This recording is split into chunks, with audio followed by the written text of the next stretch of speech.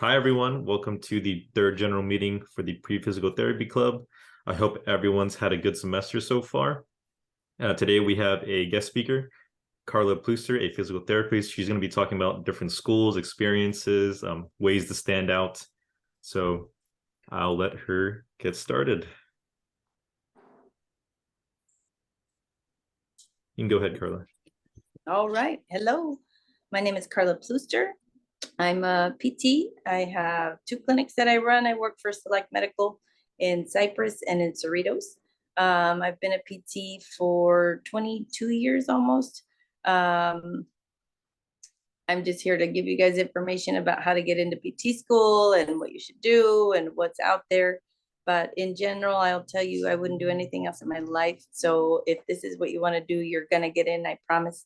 You just have to keep up with it. So I've got some pointers to give you guys, and then we'll field some questions of who's here. There are a couple ways of applying. You can apply your senior year if you want to get into grad school.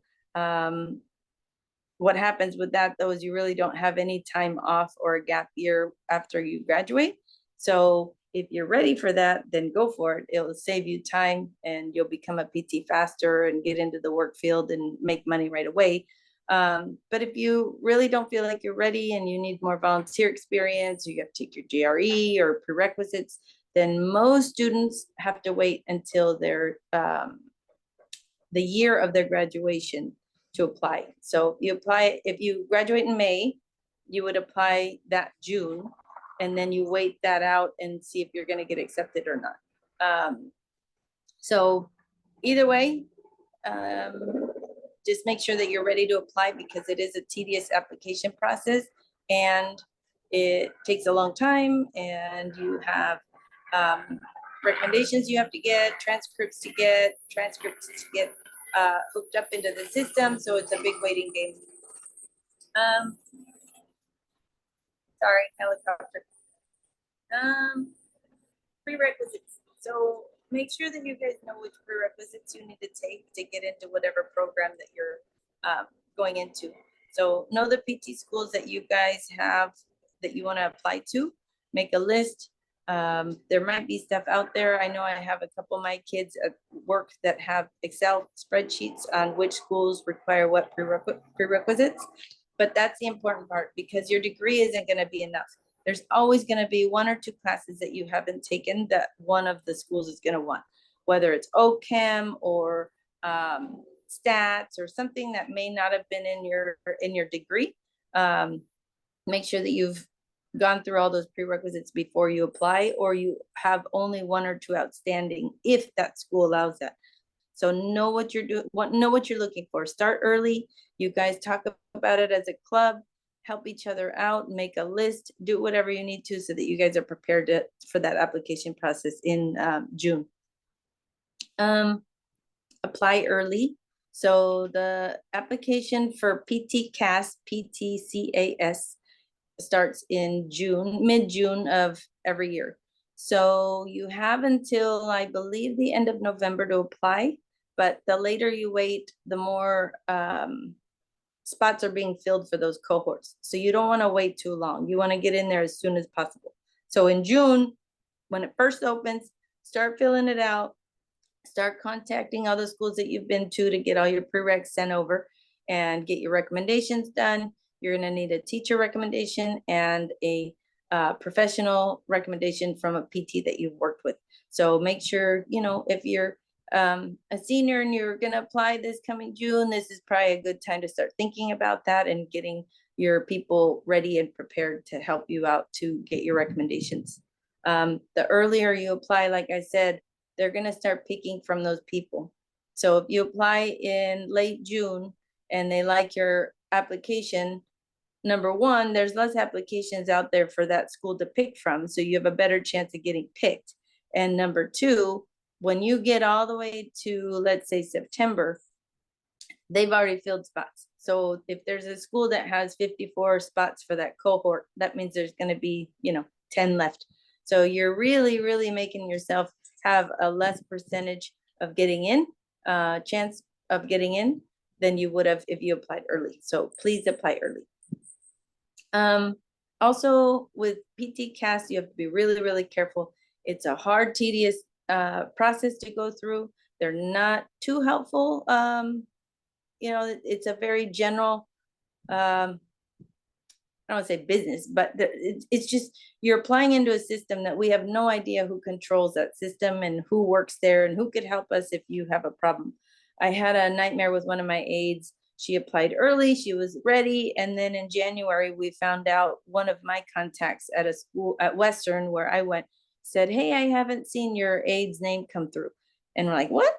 So we looked it up, and it turns out that one of her transcripts wasn't attached to her application, but it wasn't her fault. It was unfortunately the fault of PT CAS.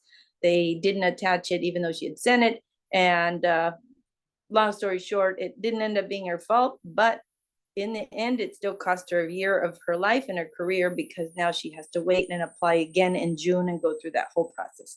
So please, please, when you're all done, check it a million times, check it with each other to make sure that everything looks like it's complete. Because on her end, it really did look like it was complete and it actually wasn't. So keep that in mind. Let's see, grades, keep your grades up. I think that's no brainer, but do your best. You know, school isn't easy for everybody, but PT school is 10 times harder than in undergrad. So they're trying to pick cream of the crop or those that are going to be dedicated to it. So if you don't get in your first round of applications or your second one, you will get in. But if you have grades that aren't the best, or you have C's or B's in some of your science classes, you will want to retake those so that you can show in your essay and say that, hey, you know, I may have taken this as a freshman. I was young. You know, really getting into the college thing, blah, blah, blah, but I retook it. Now I got an A. They look for that kind of stuff. You have to do something different when you apply the second or third time.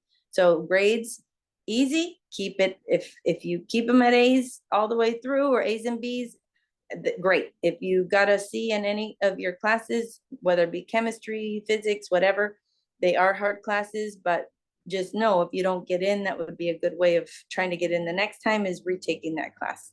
So in my opinion, try to do it right the first time, then you don't have to worry about it. GRE, you'll have to take your GRE. It doesn't necessarily matter, or what I've seen that it matters when you take it.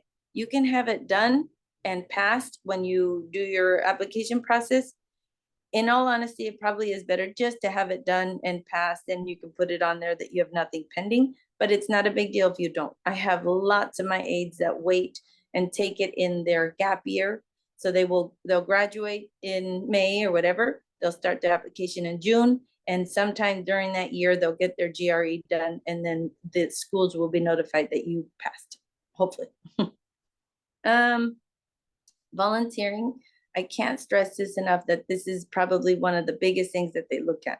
So if, like I was saying earlier to Henley, if you have 1,300 applications and you all look the same, you all have decent grades, you all passed your GRE, you all went to, you know, most of you went to Long Beach, whatever, you have to stand out. And this is one of the things that you can control the easiest, and you have the power to control and do as much as you want. So a variety of settings, when I mean a variety, not just outpatient orthopedics. Most of us like that setting because we get to work with athletes and we're outside of a hospital setting, we're in the community. But we can't just have outpatient orthopedic therapists. We have to have inpatient orthopedic therapists. We have to have therapists that work with children, with geriatric, older people. There's a lot of things that physical therapists do. So you have to go out there and really look into the profession. So when they see that you've had a laundry list of volunteer experiences in different settings, that looks really, really good on your resume. That will stand out. Just like grades, I've had a couple of aides that had really bad grades. Well, not really bad. I mean, it's still decent, but bad in the sense of applications. So we had a kid that had maybe a 2.8 or 2.9. She raised it to a 3. That's kind of low for PT school, but it's not impossible. So what she did was we just did all her volunteer stuff. I sent her everywhere and anywhere that we could go. Hippotherapy, which is therapy with horses, with children. They'll put the children with cerebral palsy on a horse, and there's a therapist there doing exercises with them, working on their balance and proprioception. So hippotherapy is a wonderful setting. There's a place in Huntington Beach you can look up if you want to try that. There's aquatic therapy, there's pediatrics, there's wound care. People, PTs do wound care. A lot of people don't know that. You can go to the VA right next to your school and try to get a volunteer experience there and go into their wound care center. So things like that.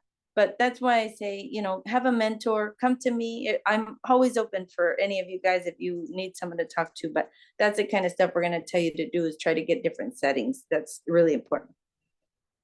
Let's see. There's also, as far as in regards to volunteering, you guys have a clinic by you that's called The Beach. I'm not sure if it's still open. I heard that recently they may have closed their doors, but this is a clinic that some of the professors from the grad program at Cal State Long Beach work at.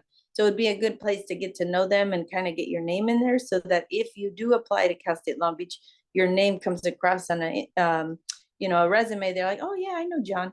So, I think it's a good place to go if they're still open. Also, in regards to volunteering, it's not bad or useless for you guys to do other professions. So if you can go with an athletic trainer and they'll sign up some hours, or go with an OT or a speech therapist, physician assistant, all that stuff still looks good on your guys' resumes.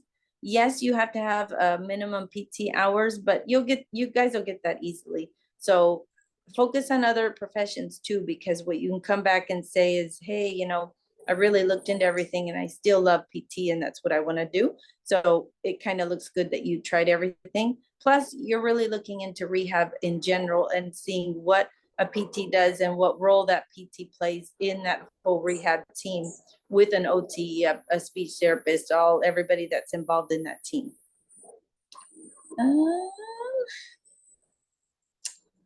Being an aide, it is nice when you guys at some point become an aide.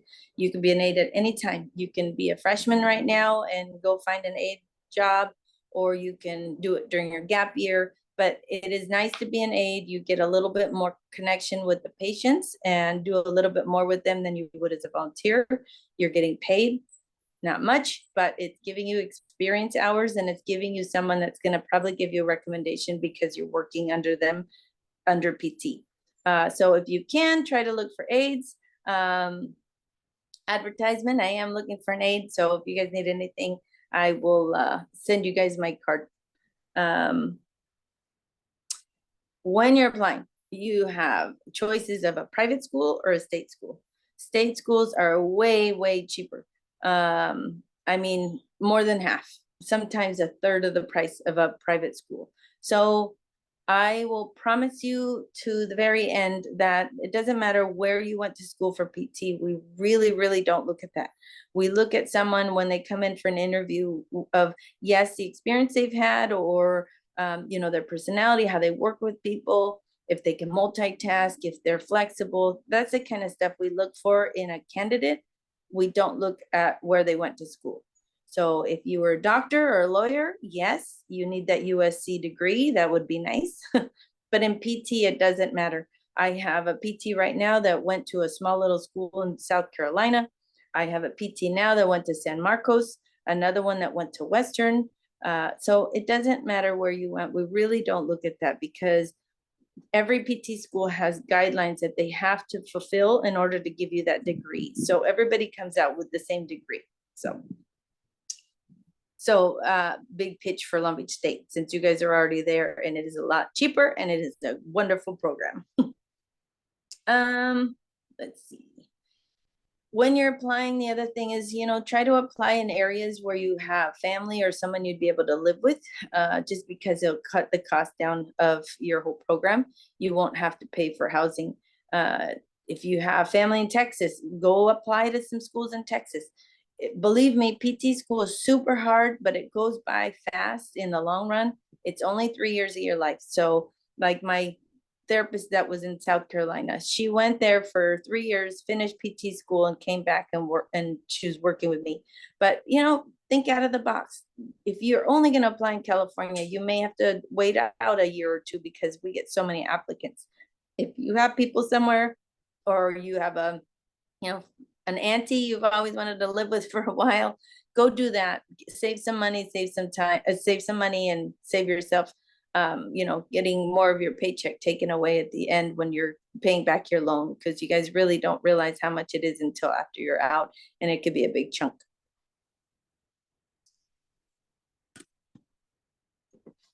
Hold on, sorry, my battery's died. That was really quick. Can you still hear me? Yeah, we can still hear you. Okay. Okay, glad I had a spare, sorry. Okay, so, let's see. Know your why. Why do you want to PT? Why do you want to be a PT?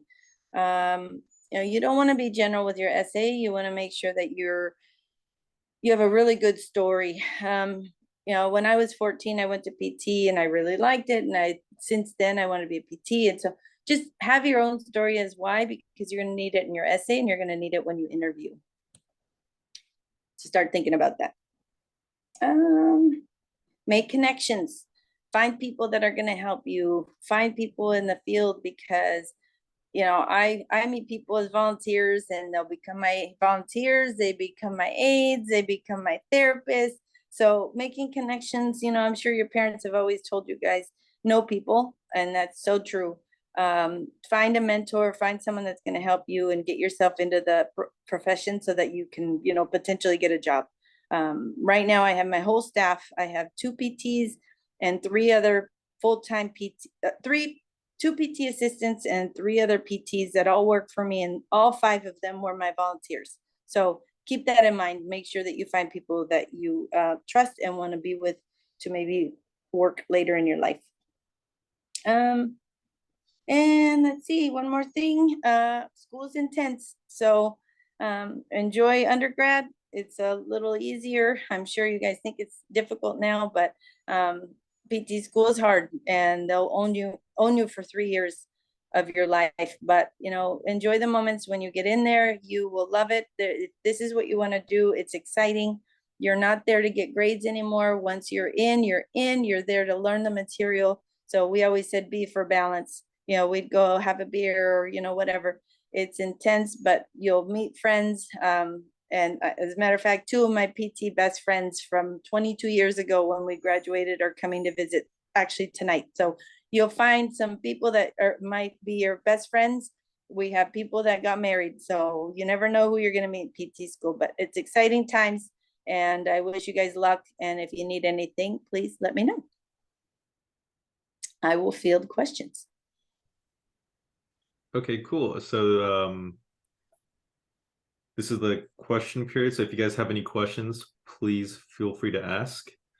I can start with the first one because I have a couple questions from the board who weren't able to make it. They just sent me some questions.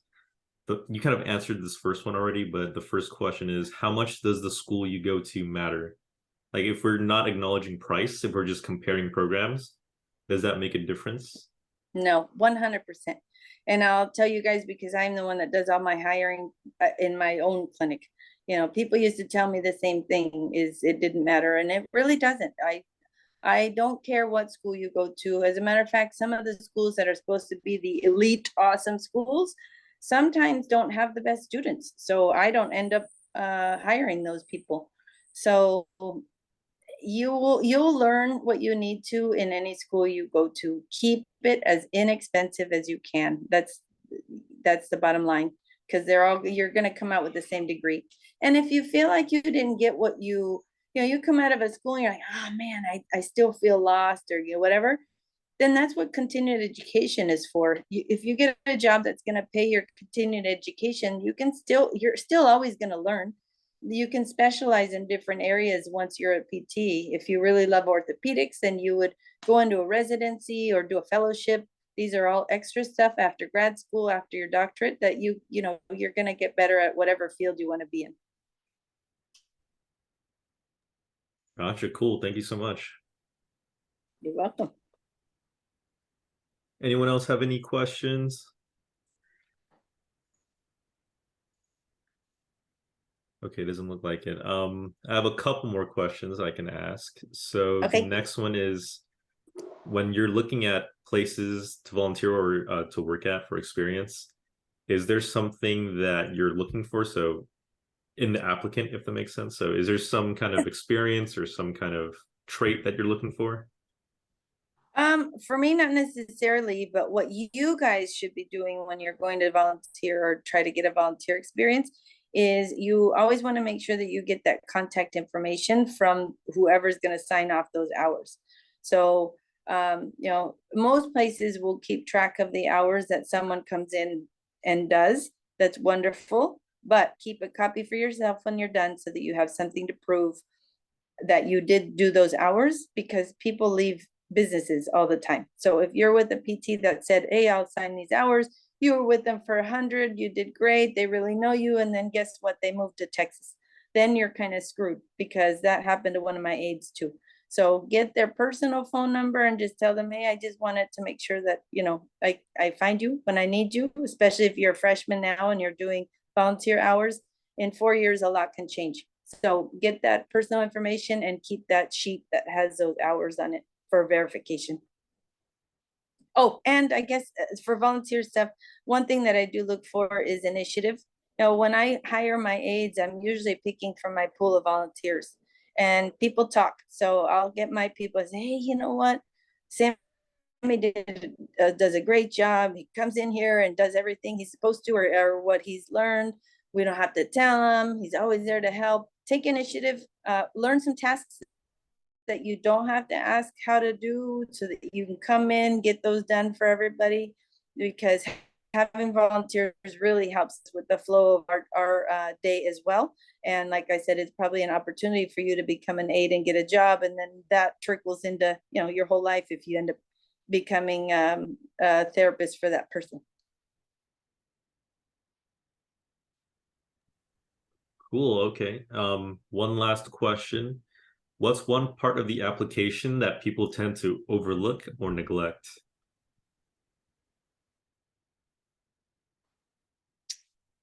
Opening it. No, just once you open it, like I said, I think the detail of each school. For example, I have had some students not realize that Western University in Pomona, or so you go through PT-CAS, you have to pay attention, because if you don't do their second part separately for that one school, then you did everything that you're not going to get into that school. So pay attention. That's probably the biggest thing I can tell you guys with that. Pay attention to the detail of each school. Don't think that just because you're doing some kind of common app that it's going to be great for each school. They still have their stipulations that you're going to need to know. And some aren't part of CAPTI. That I mean, not CAPTI, sorry, PT-CAS. San Diego State still isn't on PT-CAS. So that application you have to do all by itself. It's just their application. So you know, don't just go into PT-CAS and look at all the schools that are attached to them, because you may be missing some that are not, that aren't on there. Gotcha. Perfect. Okay. We also have a couple questions in chat. Are you able to see that? Oh, yeah. Let me pull that up. I can also read it for you. So the first one is, when should someone look into volunteering for the summer? Like, how ahead should we look into it? Now. Yeah, because I like, for example, I can only speak for my clinic or my two clinics. But I have a calendar, and you come in, we talk. Sometimes I'll meet you on my admin day, and we kind of go over where you're at in school and kind of start to get to know you a little bit. And then I walk you over to a calendar that I have for volunteers. and it's fair game. I tell you guys, you can stay an hour, you can stay 8 hours. It doesn't matter as long as there's no one else in that spot. We only take one volunteer at a time because we're a small clinic and it just too many bodies in there gets overwhelming. So I would start now and start, even if you start putting your name down for the summer, then do it because my summer gets super crazy. So.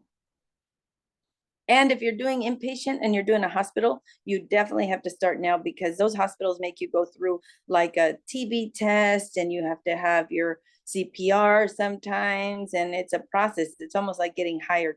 So if you're going to do inpatient, definitely start that now. Okay, nice. There's another question. How did you know physical therapy was a good fit for you? Perfect.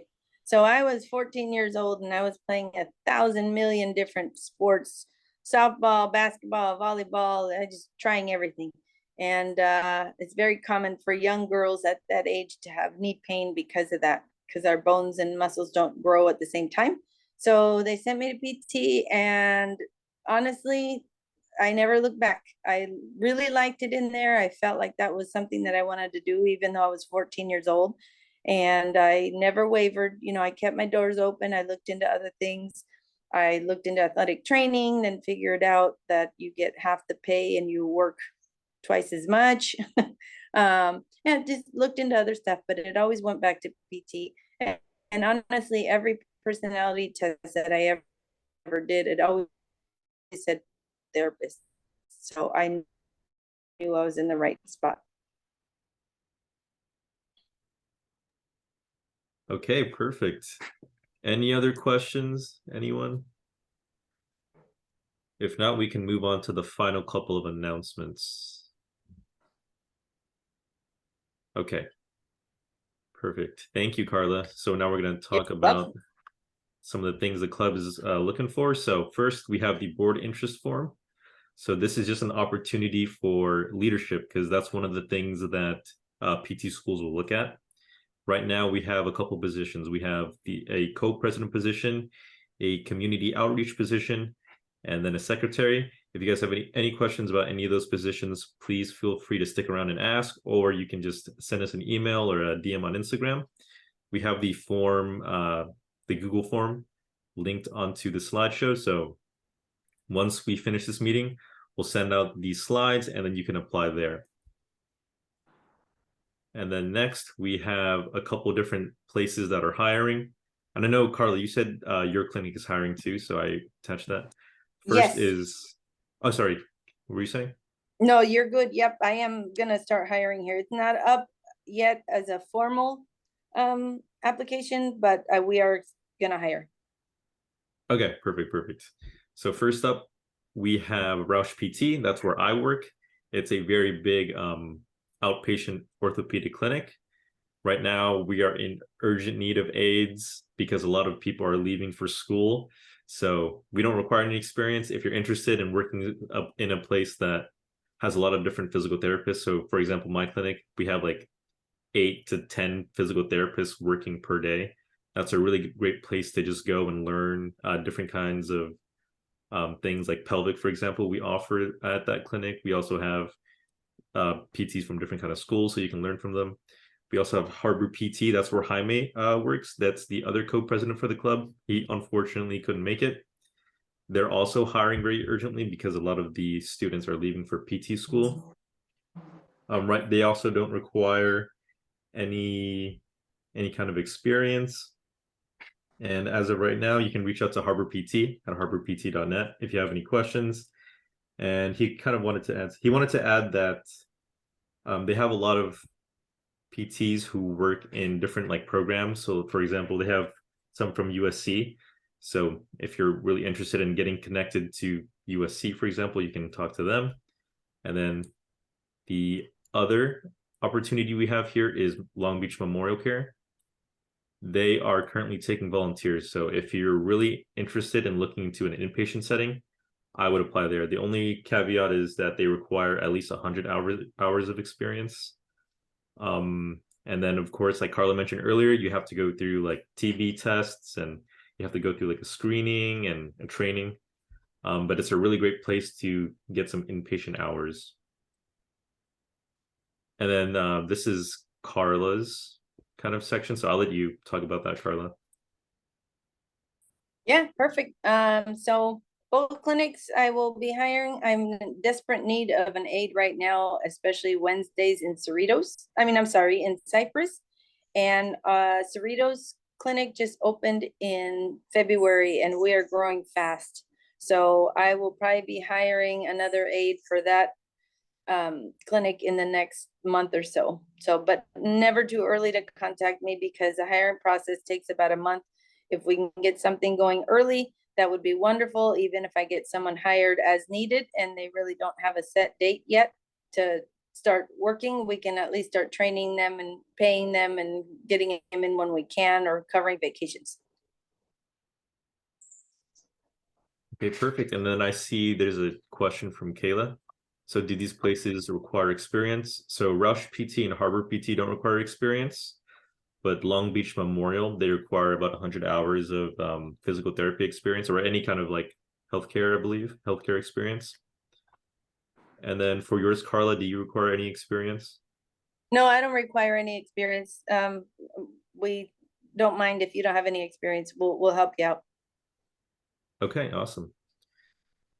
And the last thing we have here is the upcoming events. So the Adaptive Freedom Foundation, they have an event on March 25th, which is next Saturday.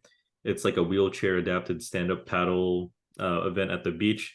You'll just be helping out the staff with setting up things like this. For example, you can see the wheelchair.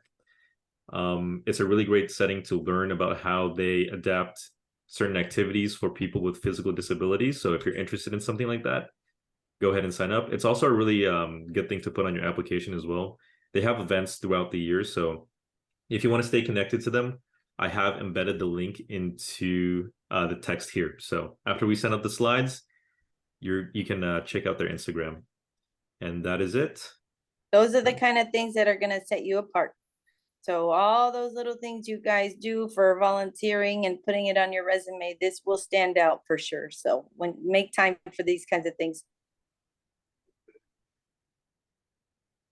The slides will be emailed out, so they should be emailed out either tomorrow or Saturday, and then we'll also post a YouTube video around the same time as well. Okay, perfect.